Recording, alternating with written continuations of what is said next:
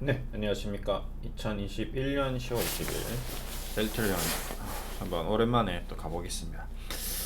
마지막 남은 한 발. 셀트리온 헬스케어 셀트리온 한 발이 남아 있는 것 같죠. 뭔가 지금 꿈틀대는 것 같습니다. 뭔가 지금 공매도도 많이 나오는 것 같아요. 이상해요. 왜 이상하게 나오지? 뭐 이유가 다 있을 겁니다. 그래서 항상 이면에 있는 보이지 않는 것을 찾아내야 됩니다. 어제 오랜만에 제가 화장품 관련주 좀 얘기 좀 드렸습니다. LG생활건강, 아모레퍼시픽 쭉 이제 정리했는데 이 아이들을 심층 분석을 한번 더 해야 될 것 같아요. 오늘 뭐 토니모리 좀 움직이고 뭐 시장 대비 뭐 그렇게 크게 나쁘진 않습니다. 에버시엔시 어제 했던 종목이 코스맥스였습니다. 원료 화장품 원료 관련주 얘도 시가총액이 한 1조 5천억 정도 되거든요. 박스권 하다부 12만 언더 쪽에서 아무튼 그래서 이제 다시 바이오로 들어가 있습니다. 자, 3번부터 바이오 업종도 중요합니다. 그러니까 셀트리온도 중요한데 바이오 업종도 중요하고요. 그다음에 미국에 있는 기업들 바이오 섹터의 어떤 트렌드도 중요합니다. 전반적으로 바이오의 어떤 수급 이런 것도 봐야 되기 때문에 전반적인 모든 것들을 다 두루두루 살펴볼 필요가 있죠. 단순히 셀트리온만 분석해서는 안 됩니다. 예전에 제가 그 베타콤플리 현상, 뭐 셀트리온 30만 원, 40만 원 할 때도 한 어떤 사람은 130만 원 간다고, 어떤 사람은 300만 원 간다고, 말도 안 되는 얘기다. 그건 터무니없다. 그럼 어디서 그런 가치 측정이 나왔는지. 삼성 바이오로직스가 뭐 PR이 몇 배니까 그거 PR 몇 배 계산해서 셀트리온이 만약에 PR 240배 가면 지금 현재 적정 주가는 130만 원 이런 말이다. 그러면 뭐 CMG 제약은 PR 2200배니까 CMG 제약 기준으로 하면 3천만 원 가야 되는데 그냥 단순히 PR만 보고 EV 에비타만 보고 영업이익만 보고 PBR만 보고 단순 지표만으로 계산해서 적정 주가를 계산한다는 거는 정말 터무니없는 얘기죠. 네. 그러면 지금 삼성 바이오로직스의 PR을 적용하면 삼성전자는 좀 말이 안 되죠. 그럼 은행주는 어떻게 됩니까? 네. 그러니까 업종 전반에 걸쳐서 전 세계 글로벌 증시에 비해서 BNK 금융지주, 뭐 기업은행, 뭐 이런 종목들 PR 6배인데 이건 또 어떻게 계산할 거냐고요. 삼성 바이오로직스는 200배고 300배고 NC소프트는 또 몇 배고요. 그 다음에 카카오는 몇 배고요. 그 다음에 아마존은 그 다음에 알리바바는 중국에 있는 기업들, 홍콩 기업들, 해외 기업들 그건 어떻게 생각할 거냐고요. 그래서 해외 기업들까지 다 봐야 됩니다. 이제는 봐야 될 게 너무 많아요. 옛날 같지 않습니다. 주시장이 그냥 대충 그냥 아무거나 사면 올라가는 그런 주식 시장이 아니에요. 지금도 뭐 마찬가지겠지만 독일 종목 PER 보면 다 비슷합니다. 나중에 보시면 중국 기업들 지금 왜 건설은행이 6위안밖에 안 할까요? 중국 기업도 6위안, 건설은행도 PER이 한 4, 5배 됩니다. 전 세계 금융주들은 다 은행주들은 4, 5배, 10배 이상 가지 않습니다. 그다음에 바이오주들은 뭐 20배, 30배. 그다음에 뭐 기술주들은 하이테크 기술들은 뭐 20배에서 30배. 근데 그런 거에 비하면 삼성전자가 저평가돼 있는 건 맞죠. 그다음에 뭐 카카오 같은 이런 기업들, 아마존 같은 기업들, 플랫폼 회사들 그거는 또 다르고요. 전체적으로 봤는데 그래서 지금 셀트리온이 지금 현재 PR이 58배, EV 에비타도 56배, 셀트리온 헬스케어가 PR 56배, 69배, 그 다음에 셀트리온 제약이 200배대. 근데 왜 주가가 이렇게 천차만별 움직였냐? 좀 정리를 한번 해보겠습니다. 천천히. 어차피 이제 내려앉은 상태고 한 칸 내려앉은 상태이기 때문에 여기서 뭐 급할 필요가 없겠죠. 천천히 내려앉은 상태에서 도대체 어떻게 접근을 해야 되는지 차분히 한번 보겠습니다. 자, 우선 올라간 이유를 먼저 분석해 봐야 되겠죠. 왜 올라갔습니까? 우선 첫 번째는 코로나로 인해서 전 세계 시장에 유동성이 풍부해졌다. 돈이 풀렸다. 그러면서 자산 시장, 금융 시장의 어떤 활기가 넘쳐 흐르면서 전체적으로 인플레이션 플러스 주가 상승이 이루어졌습니다. 엔간하에서 괜찮은 나쁜 회사가 아닌 이상은 뭐 적자가 너무 심하거나 회사가 전혀 발전성이 없고 뭐 상장 폐지로 가는 회사가 아닌 이상은 전체적으로 가격이 상승했습니다. 그렇죠? 그 중에서 더 좋은 회사는 더 많이 상승하고 안 좋은 회사는 덜 상승, 뭐 이런 과정이 있었습니다. 삼성 바이오로직스는 업황도 있지만 추가적인 상승, 여기서 셀트리온처럼 내려앉을 수 있었는데 올라갔던 이유는 백신 쪽 계약을 체결하면서 국가적으로 힘을 받은 것 같고요. 셀트리온은 백신 쪽에서 레캐노나 치료제 쪽으로 했는데 거기서 생각보다 안 되면서 내려앉아 버렸습니다. 그렇죠? 한 칸 내려앉았습니다. 원래 여기가 저점인데 25만 저점인데 한 칸 더 내려앉았습니다. 월봉으로 보시면 지금 딱 저번에도 얘기했지만 21만 원대에 걸치는 120 월봉 월 이동 평균선, 가격 이동 평균선, 120월 가격 이동 평균선에서 맞나요? 가격 이동 평균 지금 또 좀 바뀌었나요? 아니 60월이네요. 죄송합니다. 60월 가격 이동 평균선이 21만 214원. 요 선을 지지 받고 있습니다. 저도 좀 그렇게 보고 있고요. 이탈하더라도 가격적인 메리트가 있기 때문에 회사 기업이 성장하기 때문에 좀 상승하는 부분이 있는 것 같습니다. 그래서 저도 저 부분을 좀 중요하게 보고 있고요. 그래서 굉장히 저 부분이 굉장히 좀 중요하다라는 게 저의 어떤 개인적인 생각입니다. 특별한 건 없어요. 많이 해보다 보면 그런 거 있잖아요. 딱 보면 스트라이크인 것 같고 볼 같고.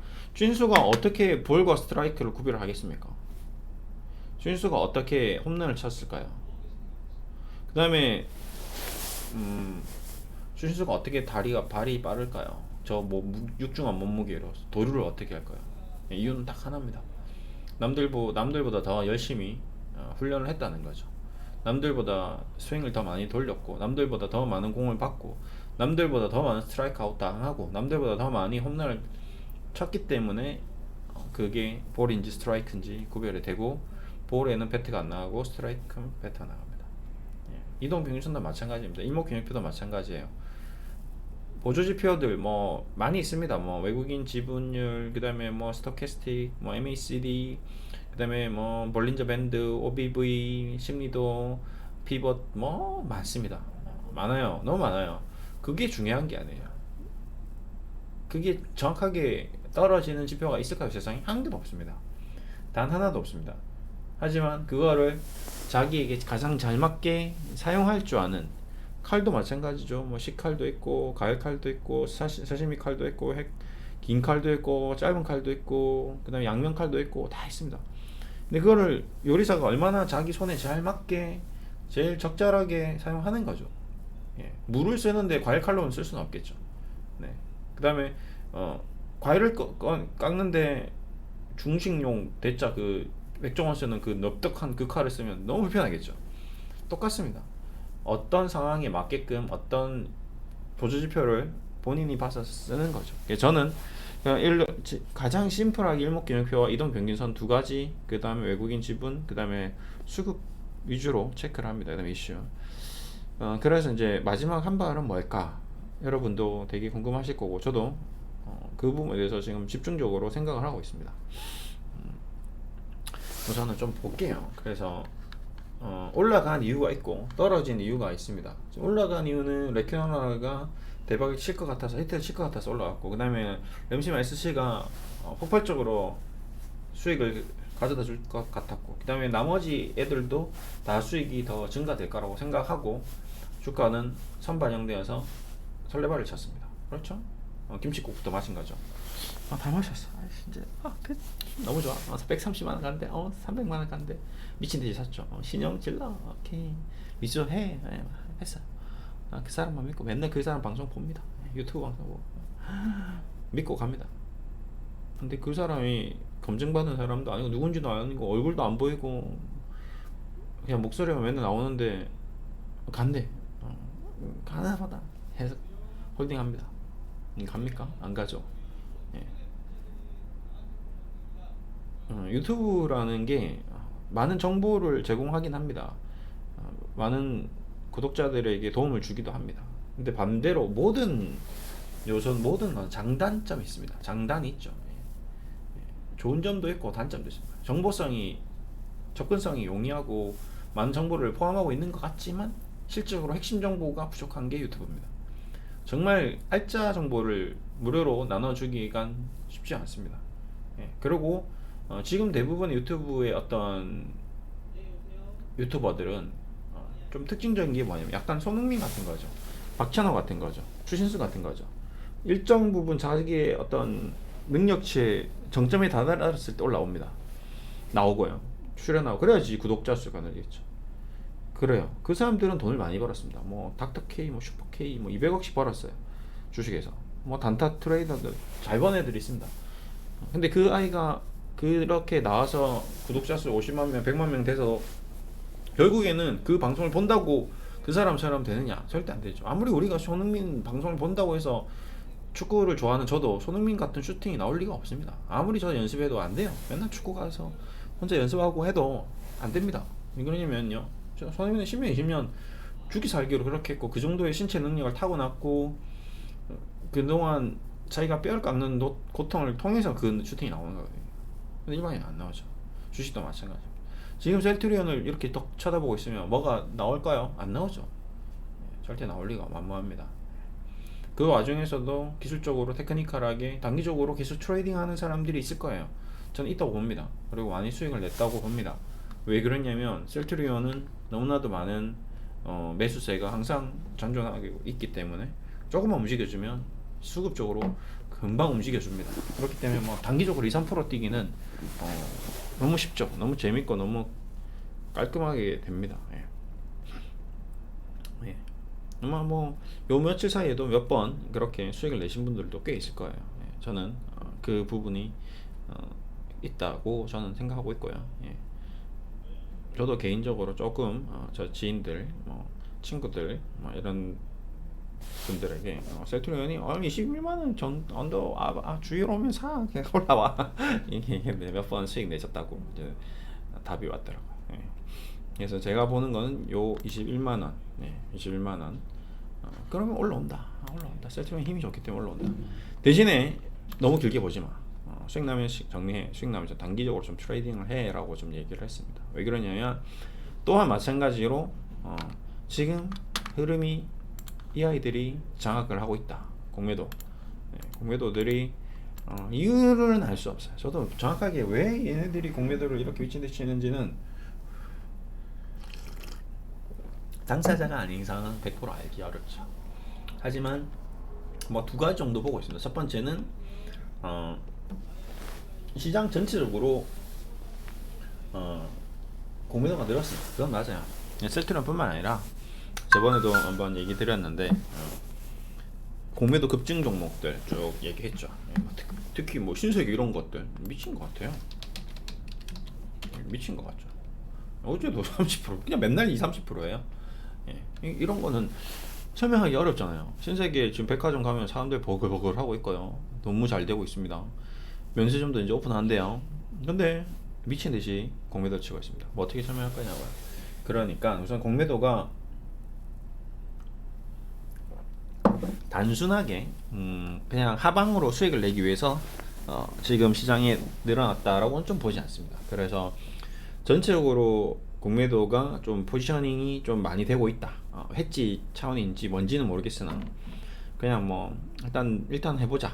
뭐 그런 것도 있을 수 있고 그 다음에 뭐 그냥 해지 펀드 쪽 자금계에서 뭐 장난을 좀 치는 걸 수도 있습니다. 그래서 일단 포지셔닝이 늘어났다.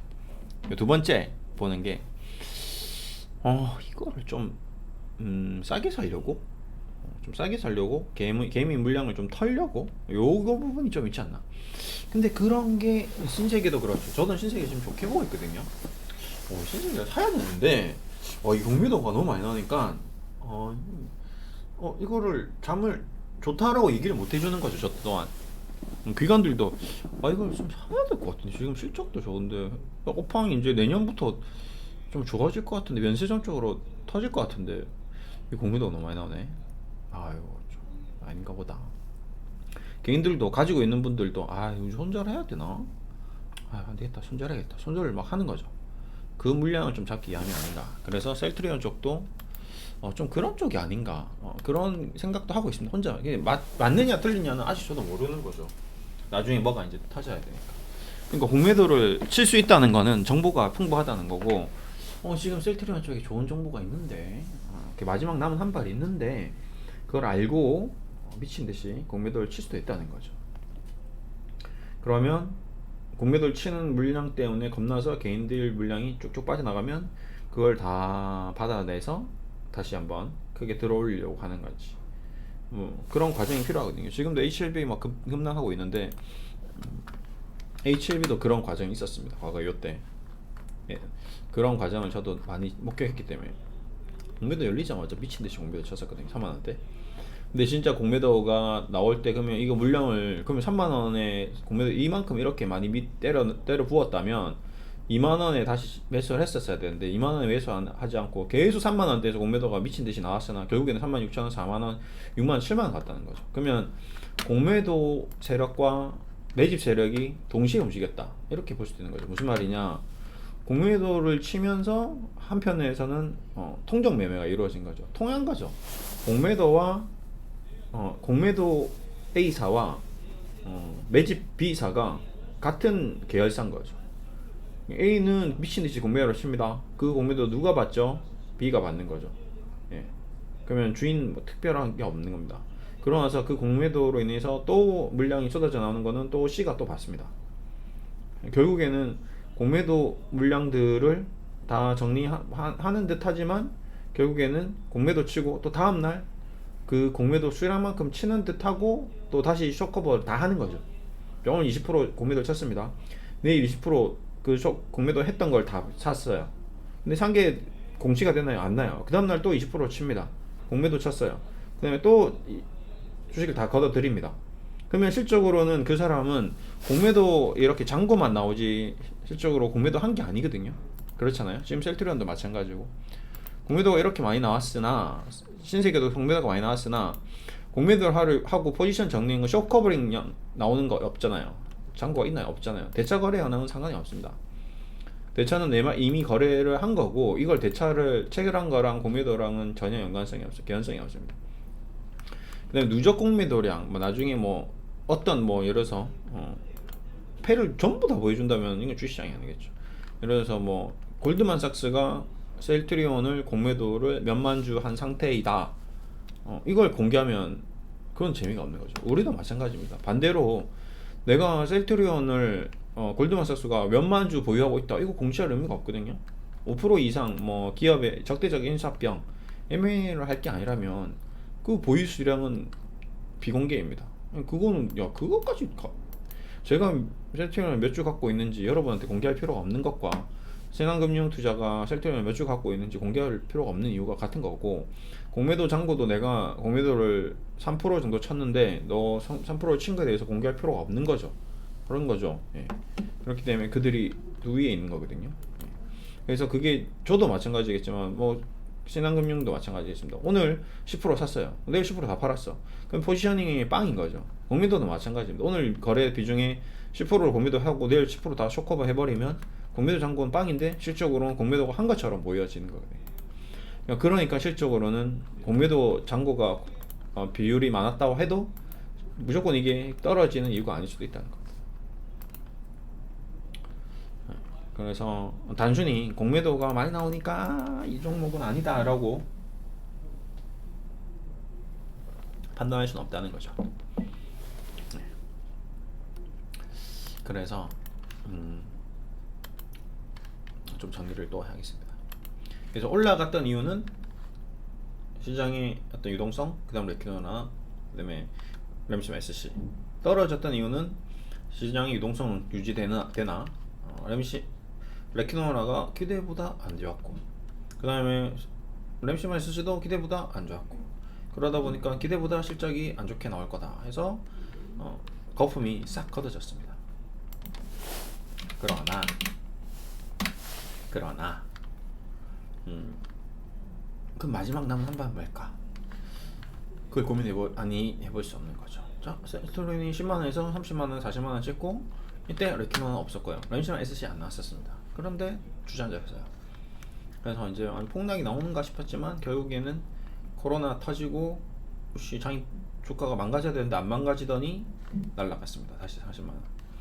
이 와중에서 이 기간 약 3년간에 걸친 셀트리온의 어떤 성장, 그 중에서 제일 핵심적인 성장은 저는 SC는 램시만 SC라고 생각했는데 SC가 생각보다 안 나오고 있죠 지금.